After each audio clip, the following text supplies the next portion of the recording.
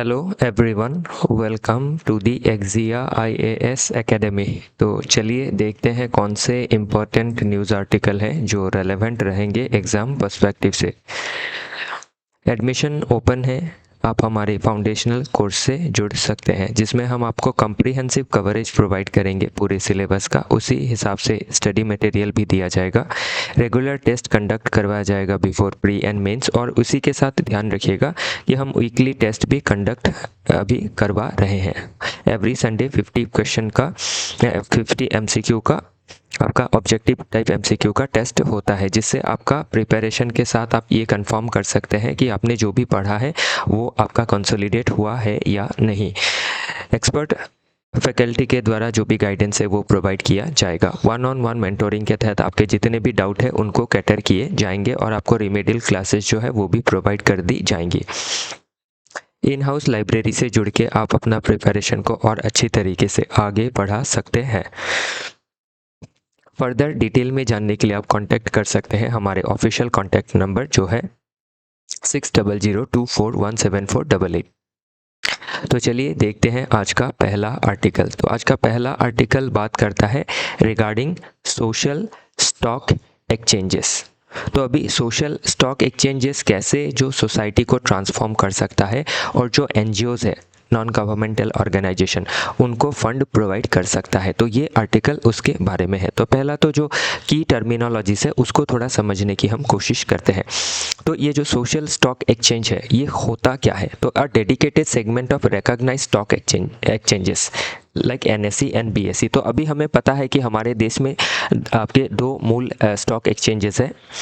एक है हो गया आपका बॉम्बे स्टॉक एक्सचेंज और एक है नेशनल स्टॉक एक्सचेंज। तो इसमें क्या होता है, बीएसई और एनएसई में जो आपकी कंपनीज होती है उनका जो स्टॉक है वो लिस्टिंग रहता है, और हम डीमेट अकाउंट के ज़रिए पैसा इस जो भी कंपनी लिस्टेड है उसमें लगा सकते हैं। तो इससे कंपनी को पैसा मिलता है और उस पैसे से वो बिज़नेस को बढ़ा के उससे जो प्रॉफिट होता है उससे हमें अपना जो स्टॉक में जो मुनाफा मिलना चाहिए वो हमें मिलता है, और कंपनी अगर घाटे में जाती है तो हमारा घाटा होता है।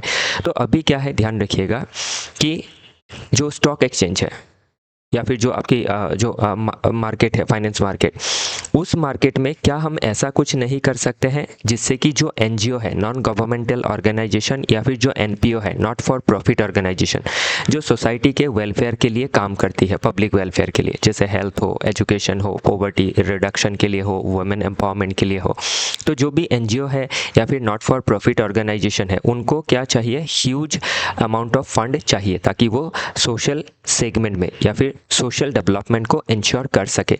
तो अभी जो एनजीओ होती है वो क्या होती है, डोनेशंस के ऊपर डिपेंडेंट रहती है, या फिर फॉरेन फंडिंग के ऊपर डिपेंडेंट रहती है, या फिर जो गवर्नमेंट होता है, सेंट्रल गवर्नमेंट, स्टेट गवर्नमेंट, जो फंडिंग उनको प्रोवाइड करती है अंडर डिफरेंट स्कीम, उस हिसाब से वो काम करते हैं।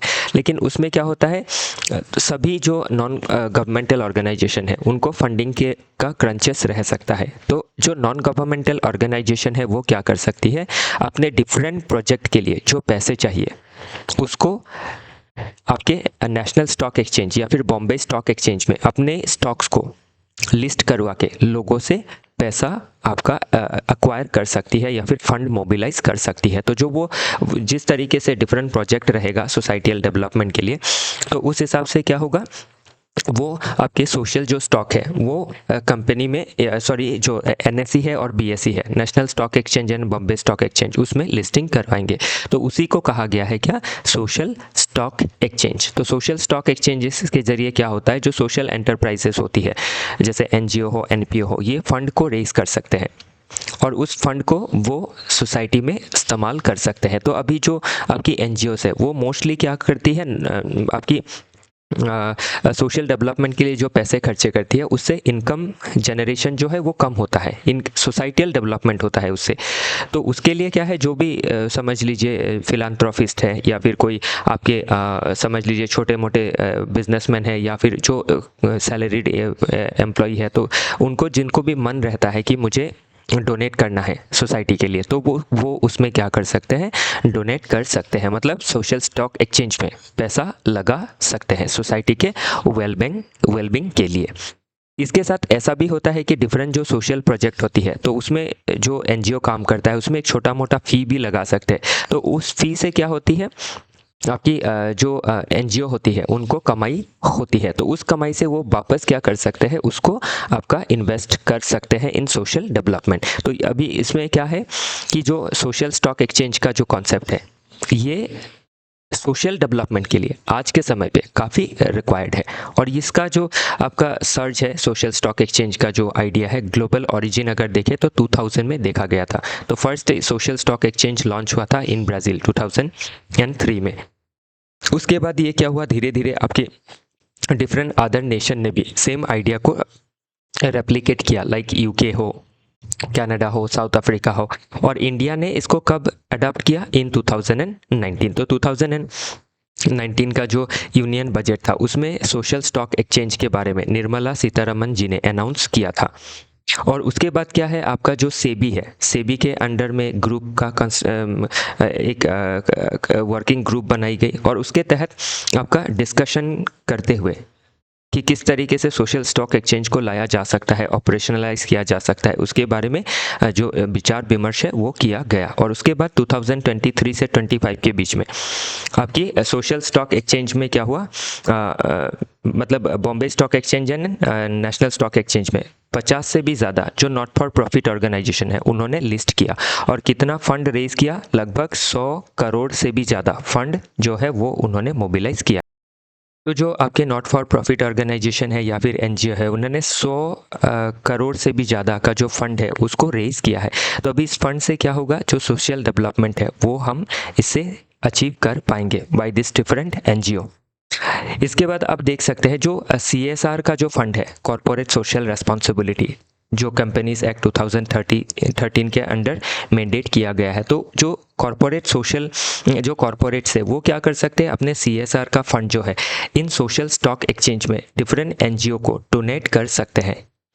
उससे क्या होगा, जो एनजीओ है वो तो स्पेशली क्या कर रही है इन आपके डेवलपमेंटल एक्टिविटीज़ में, लाइक एजुकेशन हो, हेल्थ हो, इसमें काम कर रही है, तो उनको बेटर आइडिया है, उनके पास बेटर प्लानिंग है। तो जो कॉरपोरेट है उसका जो एक एक्स्ट्रा रिस्पॉन्सिबिलिटी रह जाता है इन जो चीज़ों को डेवलपमेंट करने का, सोशल डेवलपमेंट का, उससे वो क्या करेंगे, उनको एक फ्री हो जाएंगे। वो उन्होंने पैसा दे दिया और जो व्यक्ति इच्छुक है, जो एनजीओ इच्छुक है, वो इससे काम कर सकेंगे।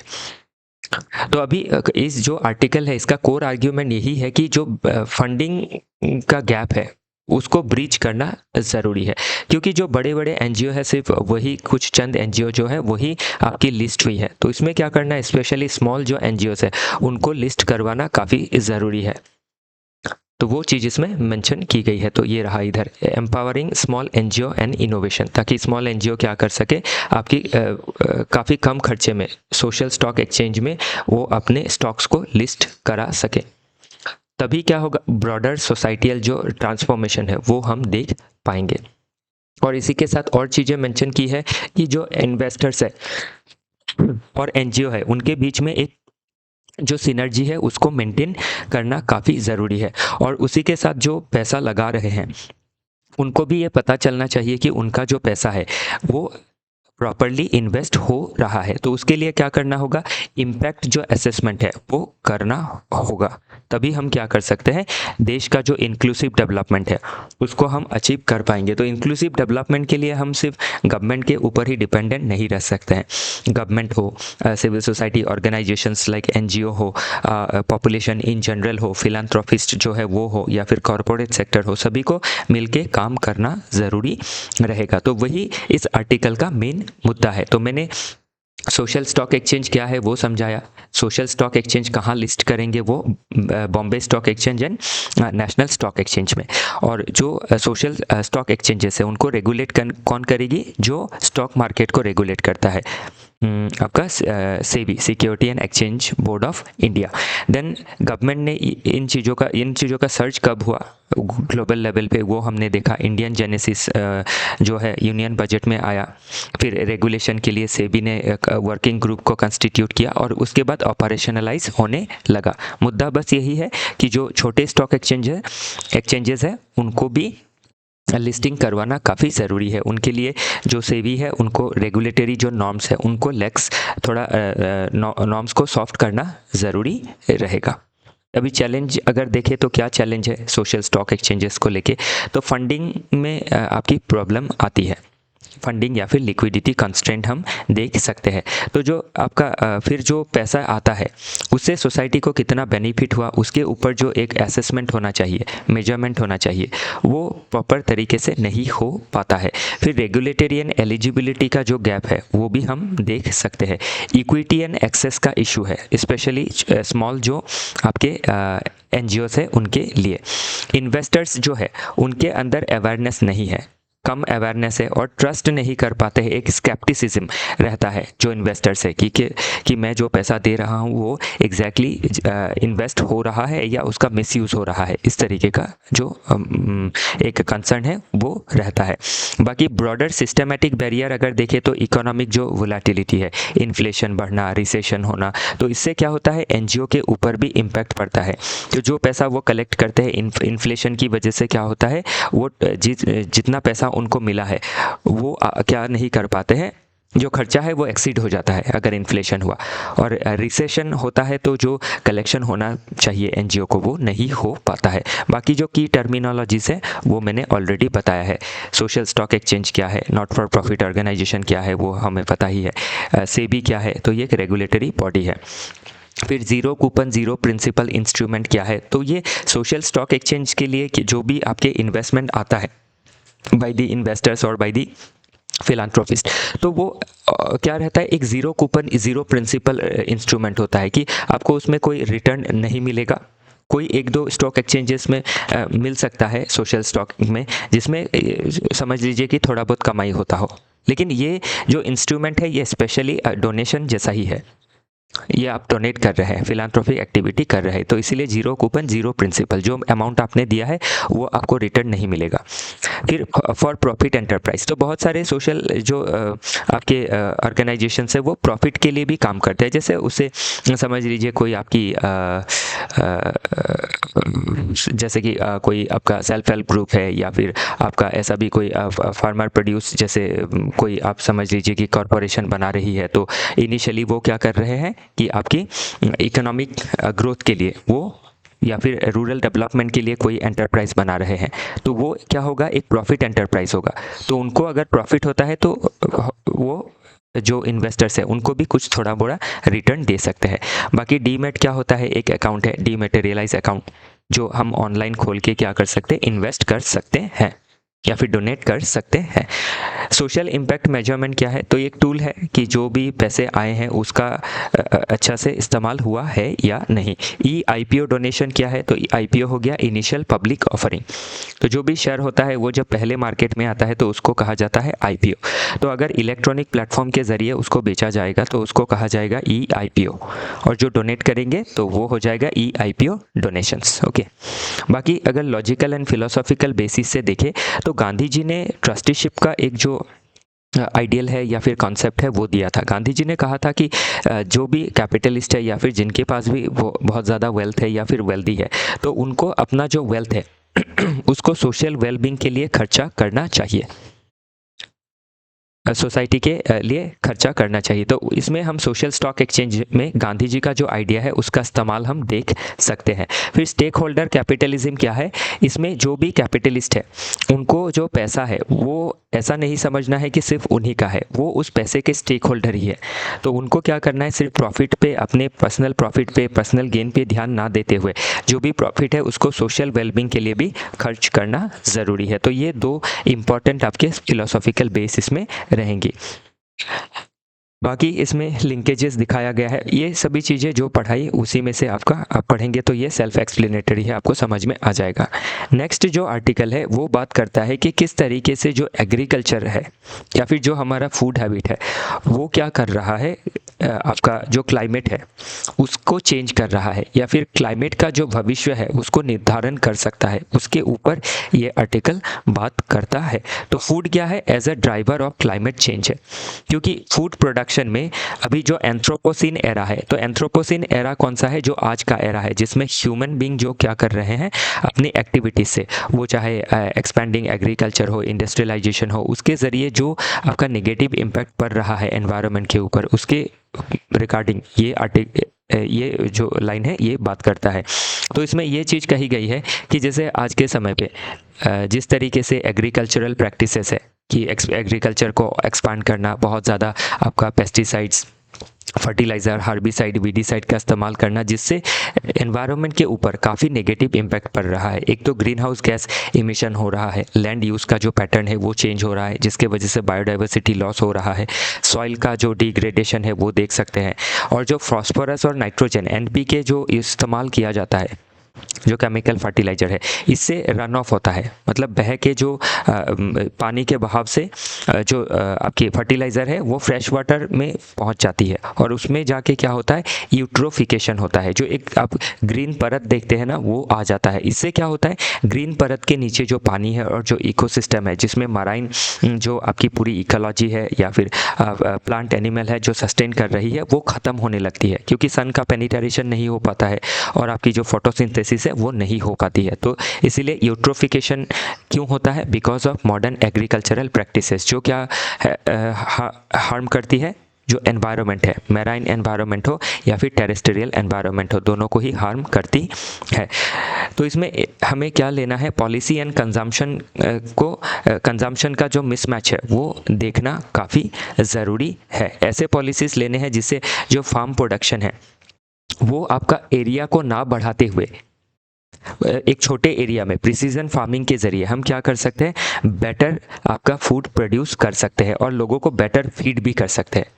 तो पॉपुलेशन बढ़ते ही हमें एरिया को एक्सपैंड नहीं करना है, उसी एरिया में जो प्रोडक्टिविटी है, जो यील्ड है, उसको बढ़ाना है रादर देन इंक्रीजिंग एरिया। क्योंकि अगर एरिया इंक्रीज करेंगे तो उससे क्या है, जो हमारी फॉरेस्ट है उसको काटना पड़ेगा।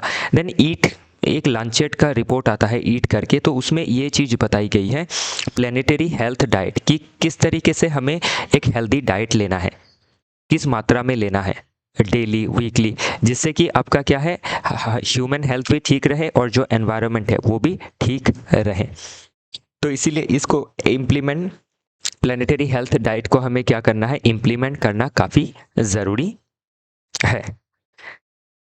नेक्स्ट अगर इसमें देखें तो थोड़ा हिस्ट्री आप इसका देख सकते हैं। प्री इंडस्ट्रियल एरा, तो एग्रीकल्चर कब से आया, 10,000 जो बीसी है आपका, तब एग्रीकल्चर का सर्ज हुआ। तो 10 से 12,000 साल पुराना है जो एग्रीकल्चर है। तो उस समय जो एग्रीकल्चर था आपका, वो एनवायरनमेंट के ऊपर ज़्यादा नेगेटिव इम्पैक्ट नहीं डालता था।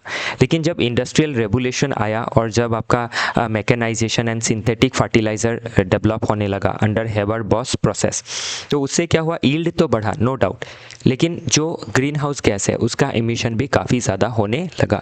तो ग्रीन रेवोल्यूशन में अगर इंडिया के कॉन्टेक्स्ट में 1960s में देखें तो जब फूड का क्राइसिस था तो हमने ग्रीन रेवोल्यूशन को इंट्रोड्यूस किया, और ग्रीन रेवोल्यूशन के तहत आपके इरिगेशन का फैसिलिटी हो या फिर सिंथेटिक फर्टिलाइज़र का इस्तेमाल हो या फिर जेनेटिकली मॉडिफाइड क्रॉप हो या फिर हाई यील्डिंग वैरायटी सीड्स हो, इनको इस्तेमाल करने हम लगे, जिससे क्या हुआ, नो डाउट हमें फूड सफिशिएंसी तो मिल गई, लेकिन न्यूट्रिशनल सफिशिएंसी नहीं मिली। लैंड हो, सॉइल हो, वाटर हो, स्पेशली ग्राउंड वाटर, ये पोल्यूट होने लगा, और जो फ्लोरा फोना है, जो एनवायरनमेंट है, जो बायोडाइवर्सिटी है, उसके ऊपर काफ़ी निगेटिव इम्पैक्ट हमें देखने को मिला। और 1990 के बाद अगर देखें, क्योंकि 1992 में आर्ट समिट हुआ था, और इसमें एक रेचल कार्सन नाम की एक महिला है, राइटर है, जो उन्होंने आपका साइलेंट स्प्रिंग नाम का किताब लिखा था 70s के दौर पे। तो उससे क्या हुआ, ग्लोब में एक आपकी अवेयरनेस जनरेट होने लगी कि किस तरीके से हम क्या कर रहे हैं, एनवायरनमेंट के ऊपर काफ़ी ज़्यादा बर्डन डाल रहे हैं, जिससे एनवायरनमेंट क्या हो रहा है, पोल्यूट हो रहा है। तो उसको हमें ठीक करना है। तो इसीलिए आज के समय पे क्या है, क्लाइमेट रेजिलियंट आपका agriculture, climate smart agriculture, green agriculture, तो इस तरीके के जो मेथड्स हैं एवरग्रीन रेवोल्यूशन, इस तरीके के मेथड्स को डेवलप किया जा रहा है। जैसे इरिगेशन में आपका ड्रिप इरिगेशन हो, इन स्प्रिंकलर इरिगेशन हो, फॉगर हो, इन सभी चीज़ों का इस्तेमाल किया जा रहा है। या फिर आप अगर देखें तो सॉइल हेल्थ कार्ड का इस्तेमाल किया जा रहा है ताकि हम NPK जैसे फर्टिलाइजर्स को रिक्वायर्ड अमाउंट पे ही उसको खर्च करें, ना कि एक्सेसिव अमाउंट में, जिससे आपके सॉइल और वाटर एयर में जो नेगेटिव इम्पैक्ट है, मैराइन इकोसिस्टम, टेरेस्ट्रियल इकोसिस्टम में जो नेगेटिव इम्पैक्ट है उसको हम मिटिगेट कर सके। तो बाकी चीज़ें आप जब पढ़ेंगे ये सेल्फ एक्सप्लेनेटरी है, समझ पाएंगे। तो इसी तरीके से आप ध्यान रखिएगा, और भी आर्टिकल्स इसमें रखी गई है। तो आपको पढ़ना कैसे है, पहला आप इसको पढ़िए, सब्सटेंटिव क्या है इस आर्टिकल में, देन इसका हिस्ट्री हमने दिया है ताकि आपकी चीज़ें क्या हो, आप हॉलिस्टिकली हिस्ट्री को भी इसका ट्रेस कर पाए, क्या चैलेंजेस है एग्जाम में पूछी जाती है, जो की टर्मिनोलॉजीज है उनको अगर समझ नहीं पा रहे हैं तो इसमें आप पढ़ सकते हैं। देन लॉजिकल एंड फिलोसॉफिकल जो बेस है वो भी देखना हमें ज़रूरी है, तभी चीज़ें हम बेटर समझ पाते हैं। फिर इसका डायमेंशन क्या है, आंसर में हमें डिफरेंट डायमेंशंस लिखना होता है। फिर हमने लिंकेजेस दिखाया आपका NCERT बुक से और सिलेबस से। देन फॉरवर्ड क्या है, इसका वे फॉरवर्ड क्या है कि क्या करना है हमें शॉर्ट रन में, लॉन्ग रन में। ओके, तो इस तरीके से हम सभी आर्टिकल्स को इसमें आपका इंक्लूड किया है हमारी टीम ने, तो इसको आप पढ़ सकते हैं। इससे आपका प्रिपरेशन अच्छा होगा। ओके, हॉलिस्टिक रहेगा प्रिपरेशन। इसी के साथ आज का जो डिस्कशन है वो समाप्त होता है। फिर मिलेंगे डिफरेंट आर्टिकल के साथ। आपका कोई डाउट रहता है तो आप वो हमें कमेंट सेक्शन में बताइएगा, हम उसको कैटर करने की कोशिश करेंगे। हमारे साथ जुड़े रहने के लिए आप सभी का बहुत बहुत धन्यवाद।